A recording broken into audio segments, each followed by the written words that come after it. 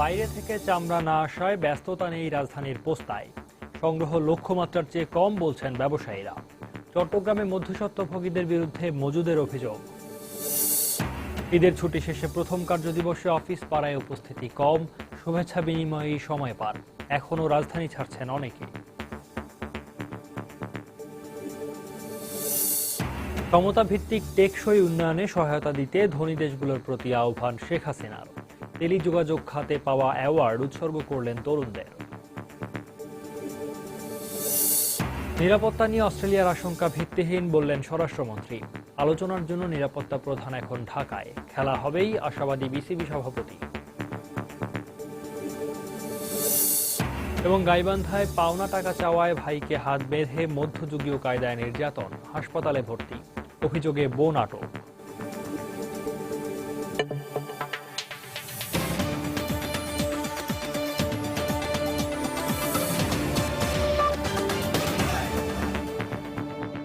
প্রবাসী সময় সঙ্গে আছি সৌমিত্র শুভ্র। রাজধানীর বাইরে থেকে চামড়া না আসায় দেশের সবচেয়ে বড় পাইকারি চামড়ার আড়ত পোস্তায় কমেছে চামড়া কেনা বেচার ব্যস্ততা। সব মিলিয়ে এবারে রাজধানীতে নির্ধারিত লক্ষ্যমাত্রার তুলনায় চামড়া সংগ্রহের পরিমাণ কিছুটা কম বলে জানিয়েছেন ব্যবসায়ীরা। তবে সময়মতো লবণজাত করতে না পারায় নষ্ট হয়েছে কিছু চামড়া। তবে ট্যানারি মালিকরা বাড়তি দামে সংরক্ষিত চামড়া না কিনলে বড় ধরনের ব্যবসায়িক ক্ষতির মুখে পড়তে হতে পারে বলে জানিয়েছেন আড়তদাররা। নেই উচ্চস্বরের হাঁকডাক কিংবা শ্রমিকদের তুমুল ব্যস্ততা। গেল দুদিনের চিত্র রোববার সকাল থেকেই একেবারেই বদলে গেছে কাঁচা চামড়ার সবচেয়ে বড় আড়ত রাজধানীর পোস্তায়। ঈদের দিন থেকে শুরু করে শনিবার গভীর রাত পর্যন্ত দেশের বিভিন্ন স্থান থেকে এখানে কাঁচা চামড়া আসে। কোরবানির দ্বিতীয় দিন স্থানীয়ভাবে যেসব পশু কোরবানি হয়েছে সেসব চামড়া কেনার জন্যই পোস্তা এলাকায় রয়েছেন ফড়িয়া ব্যবসায়ীরা। এদিকে দেশের বিভিন্ন স্থান থেকে পোস্তায় আসা কোরবানির পশুর চামড়া সংরক্ষণের জন্য লবণজাতকরণের কাজ এরই মধ্যে শেষ হয়েছে। এছাড়াও রোববার ঢাকার বাইরে থেকে চামড়ার কোনো ট্রাক বা বড় চালান আসবে না বলেও জানান ব্যবসায়ীরা। এদিকে ট্যানারি মালিকরা বাড়তি দামে চামড়া না কিনলে লোকসানে পড়তে হতে পারে বলেও আশঙ্কা আড়তদারদের।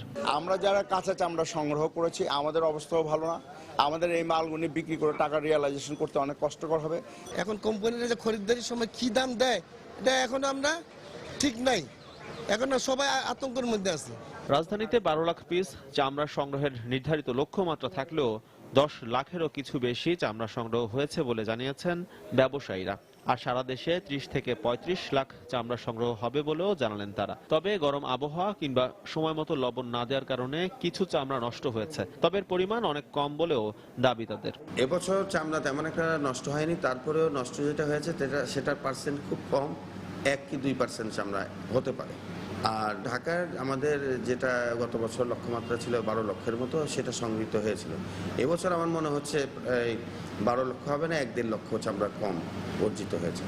এছাড়াও দেশের অন্যান্য জেলায় পাইকারদের কাছে যেসব চামড়া লবণজাত করে সংরক্ষিত রয়েছে তা পোস্তায় আসতে আরো 7 থেকে 8 দিন সময় লাগবে বলেও জানালেন আড়তদাররা।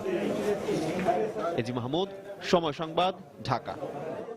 অন্যদিকে চট্টগ্রামে চামড়ার বাজারে বিরাজ করছে অস্থিতিশীল পরিস্থিতি। ঈদের পরের দিন হঠাৎ করে চামড়া আসা কমে গেলেও রোববার থেকে আবারও পাইকারি বাজারে আসতে শুরু করেছে পশুর চামড়া। এক্ষেত্রে মধ্যস্বত্বভোগীদের দৌরাত্বের অভিযোগ করছেন পাইকারি ব্যবসায়ীরা। সবকিছু মিলিয়ে বাজার অনুকূলে না থাকা এবং ব্যাংক ঋণ না পাওয়ায় গত বছরের লোকসানের জের এবছরও টানতে হতে পারে বলে আশঙ্কা করছেন ট্যানারি মালিকরা। বিস্তারিত জানাচ্ছেন কমল দে। বন্দরনগরী চট্টগ্রামে কোরবানির পশুর চামড়া নিয়ে মধ্যস্বত্বভোগীদের কারসাজি বন্ধ হচ্ছে না, বরং সময় যত গড়াচ্ছে কারসাজি ততই বাড়ছে। নিত্য নতুন কৌশলে এসব মধ্যস্বত্বভোগীরা কারসাজি চালিয়ে যাচ্ছে কোরবানির পশুর চামড়া নিয়ে। এখন অনেক দালাল চক্র লোকদের হাতে আমাদের অনেক ভাই ব্যাপারীদের চামড়া আটকানো আছে। ওরা মনে করেন বিভিন্ন জায়গা থেকে অত ছেলে পেলে জোগাড় করি, মনে করেন এখন এর থেকে বাধ্যতামূলক চামড়াটা নিয়ে আসছে। এটা যত কম দিয়ে কিনছে এরা বার করে আনছে মালটা, বাধ্যতামূলক আমাদেরকে চামড়াটা কি নিতে হচ্ছে, এটা আমি মিথ্যে হবে।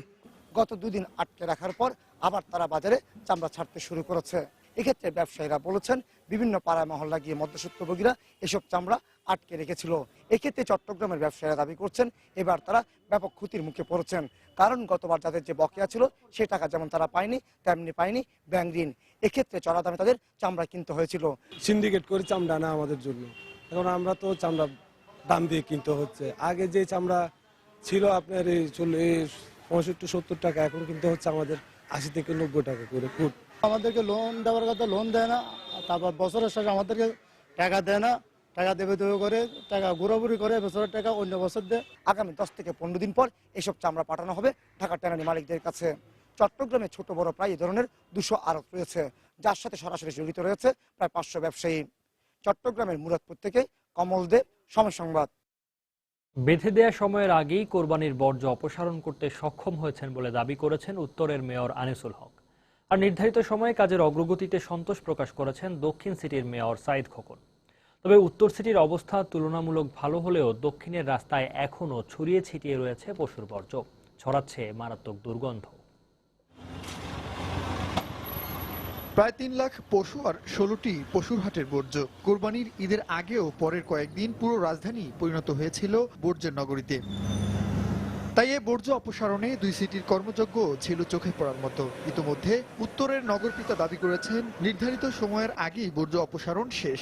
তবে বেঁধে দেওয়া সময় পার হলেও পুরোপুরি অপসারণ না হওয়া পর্যন্ত কাজ চলবে বলে জানিয়েছেন দক্ষিণের নগরকর্তা। 27 ঘন্টায় আমরা করেছি, কোথাও বাস নেই, আপনারা গেলে পাবেন না। কম্পারেটিভলি অনেক অনেক ক্লিন ঢাকা শহর।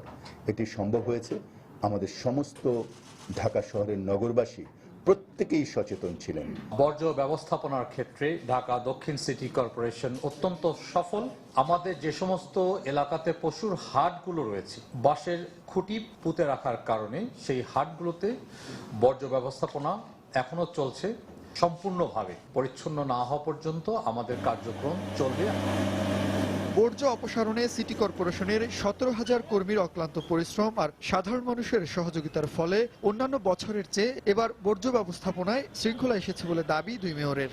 আগামীতে আমরা আরো সুষ্ঠুভাবে সুন্দরভাবে এই ব্যবস্থাপনা করতে পারবো। নগরবাসী অব্যাহত সাহায্য সহযোগিতা কামনা করছি। আমার কাছে একটি বড় প্রত্যাশার জায়গা কিন্তু ওপেন হয়েছে।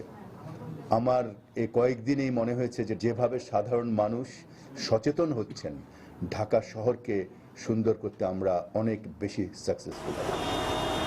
জনগণকে সঙ্গে নিয়ে সুন্দর নগরী গঠনে বর্জ্য ব্যবস্থাপনা ভবিষ্যতে আরও আধুনিকায়ন করার কথা জানালেন 2 মেয়র। জুনায়েদ আল হাবিব, সময় সংবাদ, ঢাকা। ঈদুল আজহার পরে প্রথম সরকারি কর্মদিবস রোববার।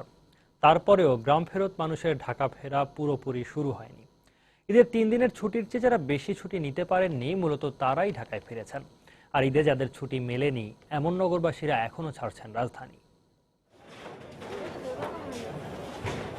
দীর্ঘ যাত্রার ক্লান্তির ছাপ চোখে মুখে, আবারও জীবিকার প্রয়োজনে আসতে হয়েছে কর্মব্যস্ত নগরী ঢাকায়। পিছনে ফেলে আসা প্রিয়জনের সাথে কাটানো আনন্দক্ষণের রেশ শেষ হয়নি এখনো।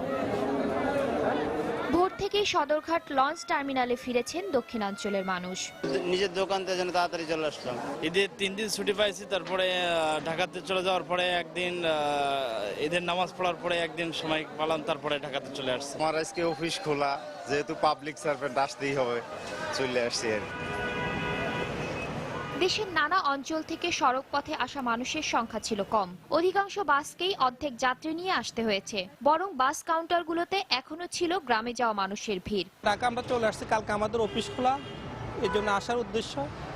আর রাস্তায় তেমন কোনো জ্যাম নেই, যাত্রী মাত্র 30 জন নিয়ে আসছে। টুকটাক এখন হালকা পাতলা আইতেছে, এখনো যাইতেই আছে না, তেমন আসেনি। আমাদের এক গাড়ি 8 জন 10 জন 15 জন করে আসছে। আর রেলপথে ফেরা যাত্রী ছিল কম। ঢাকার বাইরে থেকে ছেড়ে আসা ট্রেনগুলো নির্ধারিত সময়ের চেয়ে দেরিতে রাজধানীতে এসে পৌঁছেছে। যেটুকু সময় পাইছি এই সময়টুকু আমার সঙ্গে ভাগাভাগি করে নিয়েছি আনন্দটুকু। অনেক খারাপ লাগছে অ্যাকচুয়ালি আমাদের তাদেরকে ছেড়ে আসতে, কিন্তু আলটিমেটলি কিছু করার নাই, আমাদের ছুটি শেষ হয়ে গেছে। সারা বছর আর যাওয়া হয় না, এই 2টা ছুটিতেই হচ্ছে আমরা আমাদের পরিবারের লোকজনের জন্য হচ্ছে আমরা ঢাকা ছেড়ে হচ্ছে নারী টানে যেখানে যাওয়ার সেখানে যাই। তাই এখনো যানজটের নগরী অনেকটাই ফাঁকা। আরো কয়েকদিন লাগবে নগরীর পুরনো রূপে ফিরে আসতে। শাতিলা শারমিন, সময় সংবাদ, ঢাকা। ঈদুল আজহার ছুটি শেষে প্রথম কর্মদিবসে প্রশাসনের কেন্দ্রবিন্দু সচিবালয়ে ছিল অনেকটাই ফাঁকা। যারা কর্মস্থলে এসেছিলেন, কোলাকুলি আর কুশল বিনিময়েই তাদের সময় কেটেছে। এই সময় অনেকটা আন্তরিক পরিবেশে সাংবাদিকদের সঙ্গে কথা বলেন মন্ত্রীরা। শিক্ষামন্ত্রী নুরুল ইসলাম নাহিদ বিশ্ববিদ্যালয়ের শিক্ষকদের প্রতি আহ্বান জানিয়ে বলেন, দাবি আদায়ে আন্দোলন না করে শিক্ষা কার্যক্রম স্বাভাবিক রাখতে। এদিকে অস্ট্রেলিয়া ক্রিকেট দলের বাংলাদেশের সফরকালে জঙ্গি তৎপরতার আশঙ্কা ভিত্তিহীন বলে মন্তব্য করেন বাণিজ্যমন্ত্রী তোফায়েল আহমেদ। ঈদুল আজহা উপলক্ষে 3 দিনের সরকারি ছুটি শেষে প্রথম কর্মদিবসে সচিবালয়ের বিভিন্ন দপ্তর ও বিভাগ ছিল অনেকটাই ফাঁকা। মন্ত্রী ও সচিব সহ সচিবালয়ের কর্মকর্তা ও কর্মচারীদের উপস্থিতি স্বাভাবিক সময়ের তুলনায় কম ছিল। সচিবালয়ে বিভিন্ন কাজে আসা দর্শনার্থীর সংখ্যাও ছিল অনেক কম। তবে যে সকল কর্মকর্তা কর্মস্থলে উপস্থিত ছিলেন কোলাকুলি আর ঈদের কুশল বিনিময় করেই তাদের সময় কেটেছে। এদিকে বেতন কাঠামো নিয়ে আন্দোলন না করে শিক্ষা কার্যক্রম স্বাভাবিক রাখতে বিশ্ববিদ্যালয় শিক্ষকদের প্রতি আহ্বান জানিয়ে এ সংক্রান্ত সমস্যা সমাধানের আশ্বাস দিয়েছেন শিক্ষামন্ত্রী নুরুল ইসলাম নাহিদ। এটা নিয়ে ভর্তি, এটা নিয়ে ক্লাস বন্ধ রাখা, এগুলো তো আমাদের সকলেরই ক্ষতি হবে। তাহলে আমাদের শিক্ষকদের কাছে, বিশ্ববিদ্যালয়ের কাছে বা শিক্ষার্থী সব যারা উপর স্তরে চলে গেছে, সাধারণ মানুষ খুশি। আহ্বান জানাবো আমাদের শিক্ষকদের প্রতি, শিক্ষার্থীদের প্রতি, তারা শিক্ষা জীবনে সচল রাখবেন, নাহলে তো আমরা সবাই ক্ষতিগ্রস্ত হব। আর যেখানে এটা সমাধানের জন্য কমিটি করে সবাই পথ খুঁজতেছে এবং বেতন স্কেল ঘোষণার সাথে সাথে এটা বলা দেওয়া হয়েছে। আগের তুলনায় মানুষের ক্রয় ক্ষমতা বেড়ে যাওয়ায় দেশের মানুষ ভালোভাবে ঈদ উদযাপন করেছে বলে জানিয়েছেন কৃষিমন্ত্রী মতিয়া চৌধুরী। মানুষ যেভাবে কেনাকাটা করছে বোঝা যায় যে মানুষের হাতে সামর্থ্য আজকে মানুষের বাড়ছে। মানুষ ভালোভাবে ঈদ করছে, এই সঙ্গে কিছু দুর্ঘটনা ঘটছে, তো সেটা না ঘটলে ভালো হতো। এদিকে অস্ট্রেলিয়া ক্রিকেট দলের সফরকালে বাংলাদেশে জঙ্গি তৎপরতার আশঙ্কা সঠিক নয় বলে মন্তব্য করেন বাণিজ্যমন্ত্রী তোফায়েল আহমেদ। বাংলাদেশই একমাত্র দেশ যেটা আমরা জঙ্গি তৎপরতাকে আমরা বৃদ্ধি করতে দেই নাই। আমাদের আইন শৃঙ্খলা বাহিনী অত্যন্ত দক্ষতার সাথে তারা তাদের দায়িত্ব পালন করছে, যার কারণে আজকে এই যে বিভিন্ন সংগঠন তারা অনেকবার অনেক কিছু চেষ্টা করেছে কিন্তু সবাই ধরা পড়েছে। সুতরাং আজকে আমাদের এই উপমহাদেশে আইন শৃঙ্খলার দিক থেকে বাংলাদেশ সত্যিকার অর্থে স্বাভাবিক। এবার ঈদুল আজহায় নিত্য প্রয়োজনীয় পণ্যমূল্য স্বাভাবিক ছিল বলেও উল্লেখ করেন বাণিজ্যমন্ত্রী। অর্থনৈতিক অবস্থা ভালো, চমৎকার। প্রসূন আশিস, সময় সংবাদ, ঢাকা। প্রবাসী সময় আরও থাকছে।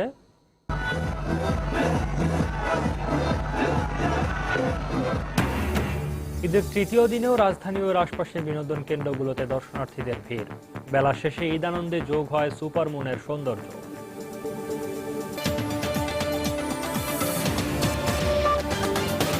সমতা ভিত্তিক টেকসই উন্নয়নে ধনী দেশগুলোকে একসঙ্গে কাজ করার আহ্বান জানিয়েছেন প্রধানমন্ত্রী শেখ হাসিনা। শনিবার যুক্তরাষ্ট্রে জাতিসংঘ সদর দফতরে টেকসই অর্থনৈতিক উন্নয়ন সংক্রান্ত মতবিনিময় সভায় তিনি এই আহ্বান জানান। একই সঙ্গে জিএসপি সুবিধা ফিরে পেতে বাংলাদেশকে সব ধরনের সহযোগিতার আশ্বাস দিয়েছে মার্কিন কংগ্রেসে বাংলাদেশ ককাস প্রতিনিধিরা। এছাড়াও ডিজিটাল বাংলাদেশ গড়তে টেলিযোগাযোগ খাতে বিশেষ অবদানের জন্য প্রধানমন্ত্রী শেখ হাসিনাকে বিশেষ পুরস্কারে ভূষিত করে ইন্টারন্যাশনাল টেলিকমিউনিকেশন ইউনিয়ন ITU। আমাদের নিউ ইয়র্ক প্রতিনিধি শিহাবুদ্দিন কিসলুর পাঠানো তথ্য ছবি নিয়ে ডেস্ক রিপোর্ট। শনিবার যুক্তরাষ্ট্রে স্থানীয় সময় বেলা 10টায় জাতিসংঘ সদর দফতরের ট্রাস্টিশিপ কাউন্সিলে বসে টেকসই অর্থনৈতিক উন্নয়ন সংক্রান্ত সভা। সেখানে কো-চেয়ার হিসেবে সভা পরিচালনা করেন বাংলাদেশ এবং বেলজিয়ামের প্রধানমন্ত্রী। সভায় কো-চেয়ারের বক্তব্যে টেকসই অর্থনৈতিক উন্নয়ন বিষয়ে বৈশ্বিক প্রেক্ষাপট বিবেচনায় সমাধানের বিভিন্ন যুক্তি তুলে ধরেন প্রধানমন্ত্রী শেখ হাসিনা। তিনি বলেন, টেকসই সমতা ভিত্তিক উন্নয়ন নিশ্চিত করতে হলে ধনী দেশগুলোকে একসঙ্গে কাজ করতে হবে। Many of our countries need the resources to implement our collective commitments. We also need to address the issues related enabling environment and global level. পরে নিউ ইয়র্কে প্রধানমন্ত্রীর সঙ্গে দেখা করেন যুক্তরাষ্ট্র কংগ্রেসে বাংলাদেশ ককাস প্রতিনিধিরা। আলোচনায় জিএসপি ফিরে পেতে বাংলাদেশকে সব ধরনের সহযোগিতার আশ্বাস দেন তারা। এছাড়াও চীনের প্রেসিডেন্ট শি জিনপিং এর সভাপতিত্বে হয় সাউথ সাউথের সভা। এ সময় দীর্ঘস্থায়ী শান্তি ও নিরাপত্তার প্রতিষ্ঠায় সাউথ সাউথ কোঅপারেশনের গুরুত্ব তুলে ধরেন প্রধানমন্ত্রী। The establishment of the BRIC banks and the Asian Infrastructure Investment Bank is a positive development in this respect. তবে দিনভর নানা কর্মকাণ্ডে ব্যস্ত প্রধানমন্ত্রীর সন্ধ্যাটা ছিল কিছুটা ভিন্ন। জাতিসংঘ সদর দফতরের ডেলিগেটস ডাইনিং হলে জমকালো অনুষ্ঠানের মাধ্যমে প্রধানমন্ত্রী শেখ হাসিনার হাতে তুলে দেয়া হয় ইন্টারন্যাশনাল টেলিকমিউনিকেশন ইউনিয়ন অ্যাওয়ার্ড। টেলিযোগাযোগের মাধ্যমে ডিজিটাল বাংলাদেশ গড়তে বিশেষ অবদানের স্বীকৃতি হিসেবে এই পুরস্কার তরুণদের উৎসর্গ করেন প্রধানমন্ত্রী। এই উপহারটা তাদের জন্য দিচ্ছি, আমার দেশের যারা সাধারণ মানুষ তাদের প্রতি আমি উৎসর্গ করে দিচ্ছি এই অ্যাওয়ার্ড। এছাড়াও চীনের প্রেসিডেন্ট শি জিনপিং এর সঙ্গে এক দ্বিপক্ষীয় বৈঠকেও অংশ নেন প্রধানমন্ত্রী শেখ হাসিনা। সময় সংবাদ, নিউ ইয়র্ক, যুক্তরাষ্ট্র। এবার প্রবাসের খবর। ব্রিটেনে অবৈধ অভিবাসীদের খুঁজে বের করতে পুরোপুরি হার্ড লাইনে এখন ব্রিটিশ সরকার। অবৈধ অভিবাসী গ্রেপ্তারে আগে যেখানে শুধু রেস্টুরেন্টে সাঁড়াশি অভিযান চলত, এখন অতর্কিতভাবে এই অভিযান চলছে ব্যস্ততম রেল স্টেশন ও বাসা বাড়িতেও। ব্রিটিশ হোম অফিসের এই টার্গেট এখন বাংলাদেশে অধ্যুষিত পূর্ব লন্ডন। গ্রেপ্তারের পর অবৈধ অভিবাসীকে নিজ দেশে ফেরত পাঠাতে 50 কোটি পাউন্ডের কর্মসূচি ঘোষণা করেছে সরকার। তাই বেশ আতঙ্কে রয়েছে পুরো বাংলাদেশি কমিউনিটি। বিস্তারিত জানাচ্ছেন লন্ডন প্রতিনিধি শোয়েব কবির। ভোর সকাল থেকে রাত পর্যন্ত প্রতিদিনই অবৈধ অভিবাসী গ্রেপ্তারে তৎপর ব্রিটিশ হোম অফিস। অঘোষিতভাবে এই অভিযানের অন্যতম প্রধান টার্গেট হচ্ছে বাংলাদেশি অধ্যুষিত পূর্ব লন্ডন। রেস্টুরেন্ট থেকে শুরু করে ছোটখাটো ব্যবসা প্রতিষ্ঠানও বাদ যাচ্ছে না অভিযানের তালিকা থেকে। এমনকি অবৈধ অভিবাসীদের অবস্থান শনাক্ত করে গভীর রাতে, বাসাতে এবং দিনের বেলায় রাস্তাঘাটও এই অভিযান অব্যাহত রয়েছে। ফলে এক ধরনের আতঙ্কে রয়েছে পূর্ব লন্ডনে বসবাসরত বাংলাদেশিরা। বর্তমানে ইস্ট লন্ডন এরিয়া যারা আছি, আমরা আসলে খুবই আতঙ্কের মধ্যে আছি। আসলে রাস্তা চলাফেরা যে করি আমরা, কখন যে রেড দেয় আমরা একটা বইয়ের মাঝে আছি। ব্রিটেনের অবস্থানরত হাজার হাজার অবৈধ অভিবাসীকে গ্রেপ্তারের পর বিমান ভাড়া করে তাদের নিজ দেশে ফেরত পাঠাতে 50 কোটি পাউন্ডের কর্মসূচি হাতে নিয়েছে সরকার। ক্ষমতা গ্রহণের পর থেকেই অভিবাসী দমনকে চ্যালেঞ্জ হিসেবে নিয়ে পুরোপুরি হার্ডলাইনে ব্রিটিশ প্রধানমন্ত্রী David Cameron. We do have a real challenge of cracking down on illegal migration. অভিবাসীদের ধরপাকড় করে তাদের দেশে পাঠানো আমাদের জন্য একটি বড় challenge. Home Office's work in this Parliament. কোনো ব্যবসা প্রতিষ্ঠান কিংবা অফিসে অবৈধ অভিবাসী গ্রেপ্তার হলে সেই প্রতিষ্ঠান মালিককে বাংলাদেশি অর্থে প্রায় 25 লাখ টাকা জরিমানা করা হয়। এই কারণে অবৈধ অভিবাসীদের নিয়োগের ক্ষেত্রে অনেকটাই সতর্ক অবস্থানে মালিক পক্ষ। যদি কোনো লোক কাজের জন্য আসে, যদি সেই ইলিগেল হয় তাহলে ওর কাগজপত্র দেখতে হয়, কাগজপত্র হোম অফিসে পাঠাইতে হয়। যদি আমাদের ভুলের কারণে সে ইলিগেল ধরা পড়ে তাহলে আমরা 20,000 পাউন্ড ফাইন করব। বেশ কয়েক মাস আগে পূর্ব লন্ডনের হোয়াইট চ্যাপেল ও এর আশেপাশের এলাকার অফিস ও ব্যবসা প্রতিষ্ঠানগুলোতে অবৈধ অভিবাসী নিয়োগ না করার জন্য সতর্ক বার্তা সংবলিত লিফলেট বিতরণ করা হয়। গত বছর 12,645 জন অবৈধ অভিবাসীকে গ্রেপ্তারের পর নিজ দেশে ফেরত পাঠিয়েছে ব্রিটিশ সরকার। তবে 2014 সালের আগের 10 বছরে এই সংখ্যা ছিল 21,000। আর এই পরিসংখ্যান থেকে সহজে বোঝা যায় ব্রিটিশ সরকার প্রধান ডেভিড ক্যামেরন অবৈধ অভিবাসী দমনে কতটুকু হার্ডলাইনে। শোয়েব কবির, সময় সংবাদ, লন্ডন। গাইবান্ধায় পাওনা টাকা চাওয়ায় মনু মিয়া নামে এক ব্যক্তিকে তার ভাই, বোন ও ভগ্নিপতি মিলে হাত পা বেঁধে মধ্যযুগীয় কায়দায় নির্যাতন করেছে বলে অভিযোগ পাওয়া গেছে। এই ঘটনায় একজনকে আটক করেছে পুলিশ। শনিবার দুপুরে সাদুল্লাপুর উপজেলার বোয়ালিদহ গ্রামে এ ঘটনা ঘটে। মনুর বড় ভাই রাজু মিয়া জানান, বোন নাজমা বেগমের কাছে পাওনা টাকা চাওয়ায় মনুর সঙ্গে তার কথা কাটাকাটি হয়। এতে ক্ষিপ্ত হয়ে মনুর 2 বোন, 2 ভগ্নিপতি ও 2 ভাই মিলে তাকে রশি দিয়ে বেঁধে মধ্যযুগীয় কায়দায় নির্যাতন করে। খবর পেয়ে স্থানীয়দের সহযোগিতায় বড় ভাই রাজু মিয়া মনুকে উদ্ধার করে সাদুল্লাপুর উপজেলা স্বাস্থ্য কমপ্লেক্সে ভর্তি করে। পরে তার অবস্থার অবনতি হলে গাইবান্ধা আধুনিক সদর হাসপাতালে ভর্তি করা হয়।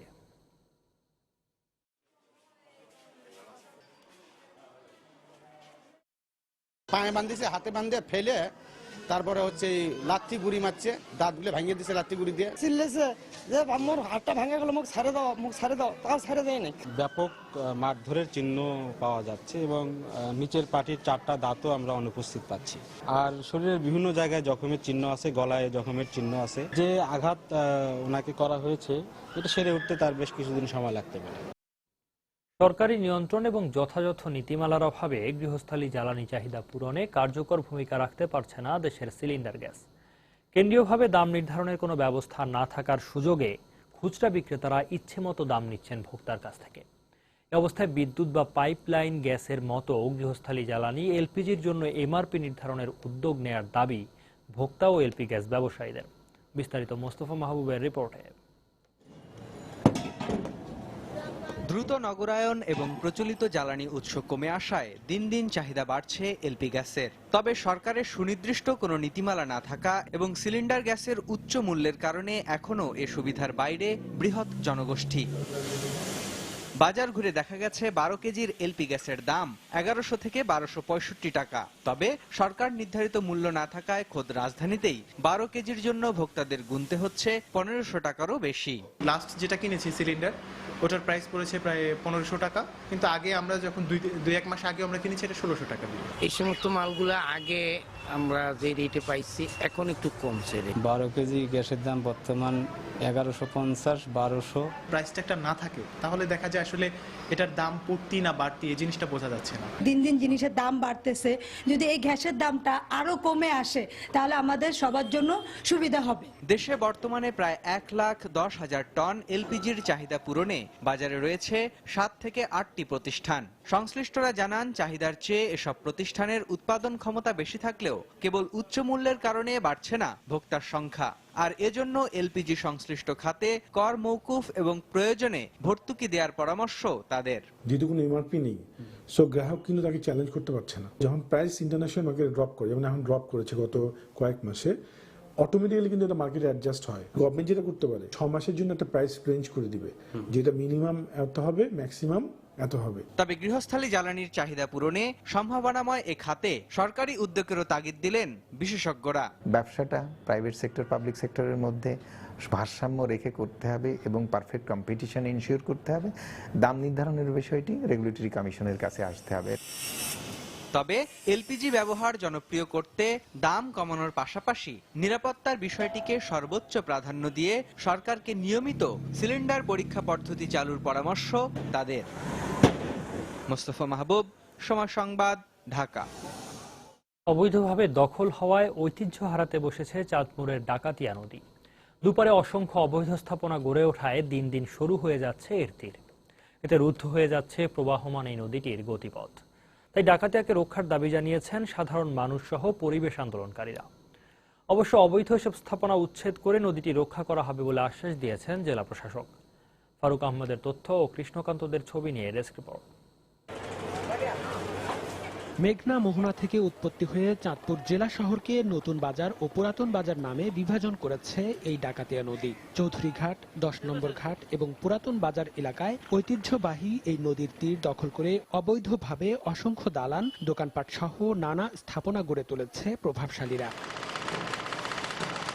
এতে 600 থেকে 800 ফুট প্রস্থ এই নদী এখন অর্ধেকেরও নিচে নেমে এসেছে। শুরু হয়ে যাওয়ায় শুষ্ক নয়, ভরা মৌসুমেও ডাকাতিয়ায় লঞ্চ সহ নানা নৌযান চলাচল ব্যাহত হচ্ছে। নদীটা সরু হয়ে যাওয়ার কারণে আমাদের জাহাজ ড্রাইভ করতে এখন খুব কষ্ট হচ্ছে। বরাট হয়ে যাওয়ার কারণে আমরা তো ট্রলার চালাইতে একটু সমস্যা হয়, মালপত্র ওঠানামার কষ্ট হয়। ভূমি দখলকারীরা নদী দখল করে ডাকাতিয়া নদী মেরে ফেলছে, আমরা এর থেকে মুক্তি চাই। এই অবস্থায় ডাকাতিয়ার গতি প্রবাহ এবং ঐতিহ্য ফিরিয়ে আনতে অবৈধ স্থাপনা উচ্ছেদের দাবি জানিয়েছেন ব্যবসায়ী সহ পরিবেশবিদরা। দখলদারকে উচ্ছেদ করে নদীর যদি সঠিক ডাকাতিয়া নদীটাকে যদি নদীর নাব্যতা ফিরিয়ে আনা যায়, তাহলে আমার মনে হয় যে বন্ধু ইন্ডাস্ট্রিগুলির প্রাণ ফিরে আসলে এই ডাকাতিয়া নদীর প্রাণও ফিরে আসবে। ভূমিদস্যুদের কবলে পড়ে এই নদীটার নাব্যতা হারিয়ে ফেলছে, দুই পার ভরাট হয়ে যাচ্ছে।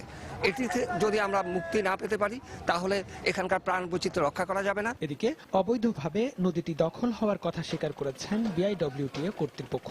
তবে শিগগিরই এসব অবৈধ স্থাপনা উচ্ছেদ করা হবে বলে জানালেন জেলা প্রশাসনের এই কর্মকর্তা। বেশ কিছু অবৈধ স্থাপনা আমরা চিহ্নিত করেছি, আমরা এগুলো উচ্ছেদের জন্য যথাযথ ব্যবস্থা নিচ্ছি। বিভিন্ন সময়ে ডাকাতিয়া নদীর তীরে সংরক্ষিত ৭৯ একর জায়গা অবৈধভাবে দখল করেছে প্রভাবশালীরা। সময় সংবাদ, চাঁদপুর। ঈদের তৃতীয় দিনেও রাজধানী ও আশপাশের বিনোদন কেন্দ্রগুলোতে ছিল দর্শনার্থীদের ভিড়। রোববার সকাল থেকেই রাজধানীর জাতীয় চিড়িয়াখানা ও আশুলিয়ার নন্দন পার্কে বিনোদন পিয়াসীরা পরিবার পরিজন নিয়ে আনন্দ উৎসবে মেতে ওঠেন। নগরবাসীর ঈদ বিনোদনের খবর জানাচ্ছেন জাফর সাদিক। বানরের হুটোপুটি কিংবা বনের রাজা বাঘমামার রাজকীয় চলাফেরা মুগ্ধ হয়ে দেখছিলেন দর্শনার্থীরা। রোববার এমনিতে জাতীয় চিড়িয়াখানা বন্ধ থাকলেও ঈদের তৃতীয় দিন দর্শকদের জন্য উন্মুক্ত ছিল এর প্রবেশদ্বার। আর তাই তো সকাল থেকে দেশের বিভিন্ন প্রান্তের নানা বয়সী লক্ষাধিক দর্শনার্থী ভিড় জমান এখানে।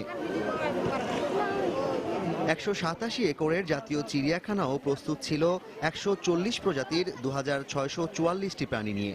চিড়িয়াখানা এসেছি, মানুষ দেখেছি, পুরো ফ্যামিলিকে নিয়ে আসছে, যে ছোট বোন, আন্টি, আমি, আমার ভাই। অনেকদিন পর চিড়িয়াখানা আসার আমরা খুব ভালো লাগতেছে। পাখি দেখছি, বাঘ দেখছি, সিংহ দেখছি, হাতি দেখছি। এখানে অনেক ধরনের প্রাণী আছে, আমার অনেক মজা লেগে। সারাদিন আমি ঘুরছি, এখানে এসে অনেক কিছু দেখছি। এখানে যারা নির্বিঘ্নে ভ্রমণ করতে পারে, নির্বিঘ্নে চিড়িয়াখানা দেখতে পারে, সেই কারণে আমরা নিরাপত্তার ব্যবস্থাটা খুব জোরদার করি। উৎসবের ভাষা, আনন্দ আর রং সব জায়গায় যেন একই রকম। ঈদের দিনগুলো আরো ভালোভাবে উদযাপন করতে রাজধানীর পার্শ্ববর্তী নন্দন পার্কেও ভিড় জমিয়েছেন সব বয়সী নারী পুরুষ।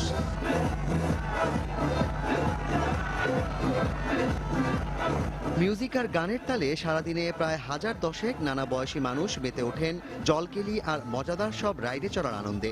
আমরা সকালে এসেছি, খুব আনন্দ করতেছি, অনেক মজা করছি। এরপর সন্ধ্যা হলো, বিকেল বেলা আমরা সুইমিং পুলে আসলাম। সারাদিন আমরা অনেক এনজয় করলাম, সবাই ডান্স করলাম, গোসল করলাম, অনেক মজা করলাম। আজকে আমি রোলার কোস্টারে উঠলাম। আমার মেয়ে, আমার ফুফাতো ভাই, ভাগ্নি সবাই নিয়ে আমরা এই জায়গায় আসছি আর কি, অনেক আনন্দ করছি। বর্তমানে আমরা একটা লয়্যালটি কার্ডের সিস্টেম করেছি, যেটা 31 ডিসেম্বর পর্যন্ত থাকবে। এটা একটা কিনলে 4টা 50% ডিসকাউন্ট তারা পাবে আর কি। দিন গড়িয়ে রাত ঘনালেও যেন শেষ হয় না উৎসব প্রিয় বাঙালির উৎসবের আমেজ। আনন্দ আয়োজনের শেষটুকু যেন শেষ হয়েও হয় না শেষ। জাফর সাদিক, সময় সংবাদ, ঢাকা। বেলা শেষের সাথে সাথে ঈদ আনন্দের সাথে যোগ হয় 30 বছর পর আকাশের বুকে ভেসে ওঠা সুপার মুনের সৌন্দর্য। চাঁদ এমনিতেই সুন্দর, আর সেই চাঁদের আকার এবং আলো যদি হয় স্বাভাবিকের চেয়ে কয়েক গুণ বেশি, তাহলে তো কথাই নেই।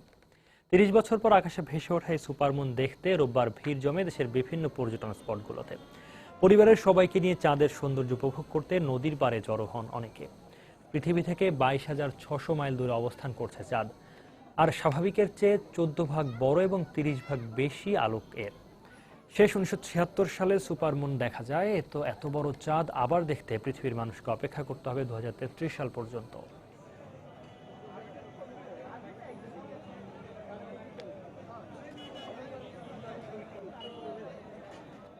পবিত্র হজ পালন শেষে বেসরকারিভাবে দেশে ফিরতে শুরু করেছেন হাজিরা। রোববার বিকেল 5:30টায় হজের প্রথম ফ্লাইট সৌদি এয়ারলাইন্স হজরত শাহজালাল আন্তর্জাতিক বিমানবন্দরে এসে পৌঁছায়। বিনায় হাজি নিহতের ঘটনায় কিছুটা আতঙ্কিত হয়ে পড়েছিলেন বলে জানান ফিরতি হাজিরা। তাদের অভিযোগ, এবার উন্নত দেশগুলোর হাজিদের জন্য যাতায়াতের সুব্যবস্থা থাকলেও উন্নয়নশীল দেশের হাজিদের জন্য তা ছিল উপেক্ষিত। তবে কিছুটা অসুবিধা হলেও হজ সম্পন্ন করে দেশে ফিরতে পেরেছেন বলে সন্তোষ প্রকাশ করেছেন তারা।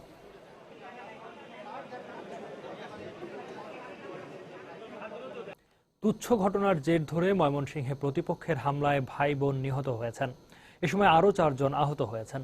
রোববার সকালে গৌরীপুর উপজেলার মৌজা বৈরাটি গ্রামে এ ঘটনা ঘটে। পুলিশ জানায়, শনিবার পার্শ্ববর্তী নেত্রকোনা জেলার পূর্বধলা উপজেলার 40 বৈরাটি গ্রামের বাসিন্দা ফজলু মিয়ার সাথে মৌজা বৈরাটি গ্রামের রাস্টিক মিয়ার কথা কাটাকাটি হয়। এর জেরে সকালে রাস্টিক মিয়া ও তার পরিবারের ওপর হামলা চালায় ফজলু মিয়ার সমর্থকরা। এ সময় আহত হন 6 জন। গুরুতর অবস্থায় তাদের ময়মনসিংহ মেডিকেল কলেজ হাসপাতালে ভর্তি করা হয়। পরে সেখানে রাস্টিক মিয়া ও তার বোন রাজিয়া খাতুনের মৃত্যু হয়। এদিকে ঘটনার পরই বিশৃঙ্খল পরিস্থিতি এড়াতে এলাকায় অতিরিক্ত পুলিশ মোতায়েন রয়েছে।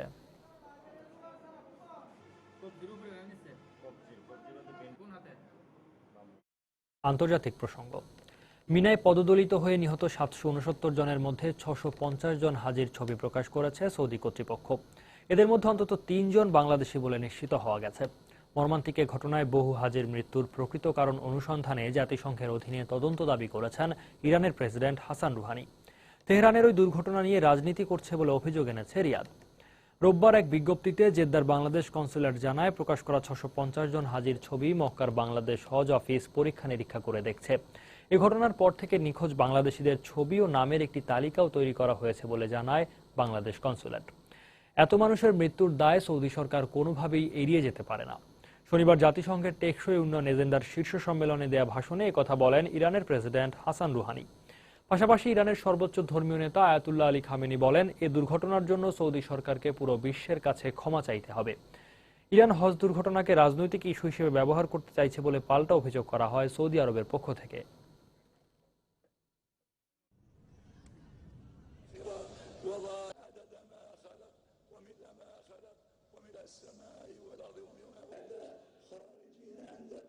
সিরিয়ার আইএসের অবস্থানকে লক্ষ্য করে প্রথমবারের মতো বিমান হামলা চালিয়েছে ফ্রান্স।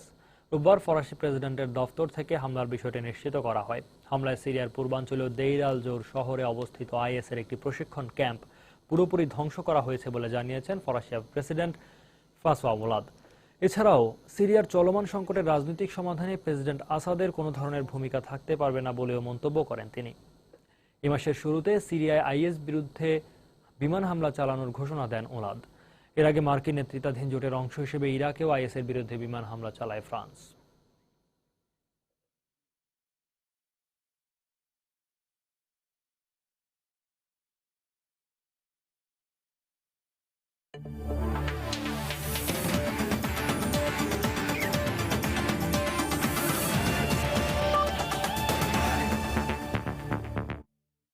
অস্ট্রেলিয়া ক্রিকেট দলের বাংলাদেশ সফর পেছানোর কোনো কারণ দেখছেন না বিসিবি সভাপতি নাজমুল হাসান পাপন।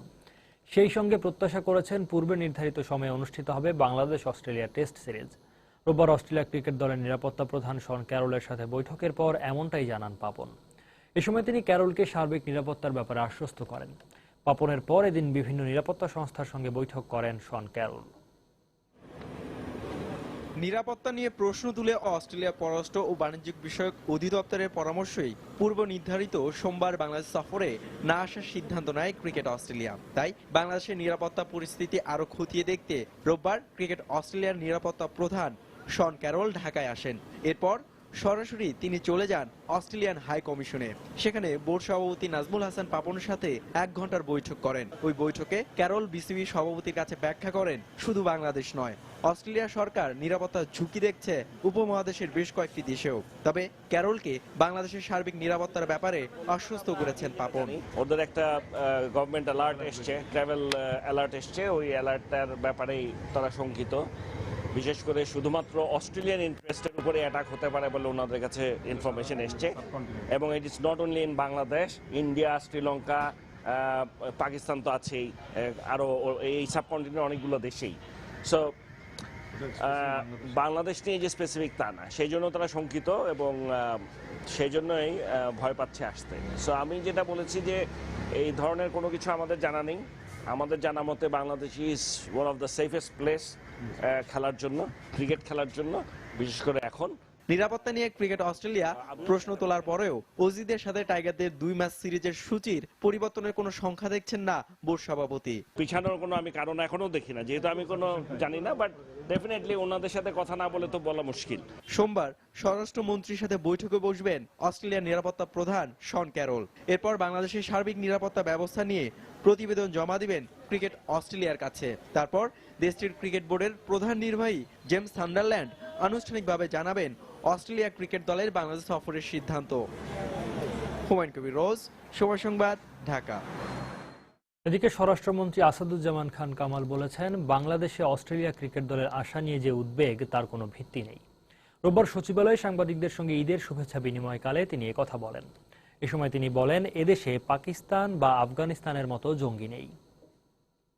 সেই ধরনের জঙ্গি যেটাকে আসল টেরোরিস্ট অ্যাটাক বলে, যেটা পাকিস্তানে হয়, আফগানিস্তানে হয়, সেগুলি কিন্তু আমাদের দেশে এখন পর্যন্ত মাথাচাড়া দিয়ে উঠতে পারেনি। আমরা কিন্তু সবই কন্ট্রোলে রেখেছি। এখানে কোনো জঙ্গি নেই, এখানে কোনো টেরোরিস্ট নেই। এইখানে মাঝে মাঝে 2-1টি যা করছে আমরা সঙ্গে সঙ্গে তাকে ডিটেক্ট করছি, আমরা অ্যারেস্ট করছি। আমাদের জনগণ এই ক্রিকেট খেলা সবসময় উপভোগ করে। সেই জন্য আমি মনে করি যে এইখানে কোনো টেরোরিস্ট এইখানে কোনো রকম আত্মপ্রকাশ করতে পারবে না। আমরা সেই জন্য আমাদের নিরাপত্তা বাহিনী সবসময় সজাগ রয়েছে। পূর্ণ নিরাপত্তার ঘোষণা আমরা দিচ্ছি যে এখানে কোনো রকম অসুবিধা হবে না। যে ধরনের ইন্টারন্যাশনাল ক্রিকেট হোক, দেশীয় ক্রিকেট হোক, আমাদের যে কোনো ক্রিকেটে এখানে কোনো খেলাধুলা, এখানে কোনো নিরাপত্তার বিঘ্ন হবে না। এবার বাংলাদেশে এই দলের ভারত সফর প্রসঙ্গ।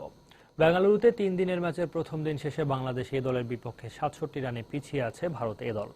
বাংলাদেশের ব্যাটসম্যানরা ব্যর্থ হলেও 122 রানে অপরাজিত ছিলেন সাব্বির রহমান।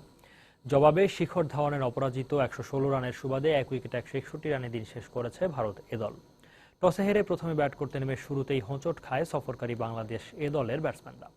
স্কোরবোর্ডে মাত্র 6 রান তুলতেই সাজঘরে ফেরেন বাংলাদেশের টপ অর্ডারের 4 ব্যাটসম্যান। এরপর নাসির হোসেনও ব্যক্তিগত 32 রানে ফিরলে 50 রানে 5 উইকেট হারায় সফরকারীরা।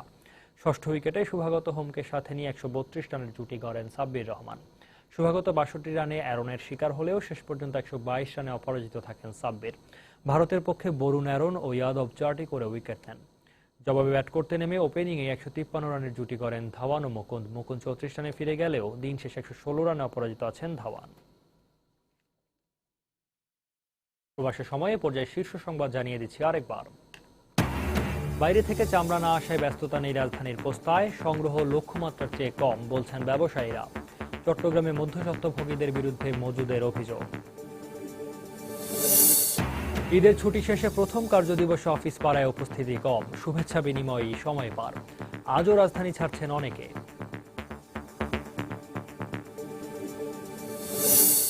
সমতা ভিত্তিক টেকসই উন্নয়নে সহায়তা দিতে ধনী দেশগুলোর প্রতি আহ্বান শেখ হাসিনার। টেলিযোগাযোগ খাতে পাওয়া অ্যাওয়ার্ড উৎসর্গ করলেন তরুণদের। নিরাপত্তা নিয়ে অস্ট্রেলিয়ার আশঙ্কা ভিত্তিহীন বললেন স্বরাষ্ট্রমন্ত্রী। আলোচনার জন্য নিরাপত্তা প্রধান এখন ঢাকায়, খেলা হবেই আশাবাদী বিসিবি সভাপতি। এবং গাইবান্ধায় পাওনা টাকা চাওয়ায় ভাইকে হাত পা বেঁধে মধ্যযুগীয় কায়দায় নির্যাতন, হাসপাতালে ভর্তি, অভিযোগে বোন আটক। এই ছিল প্রবাসের সময়।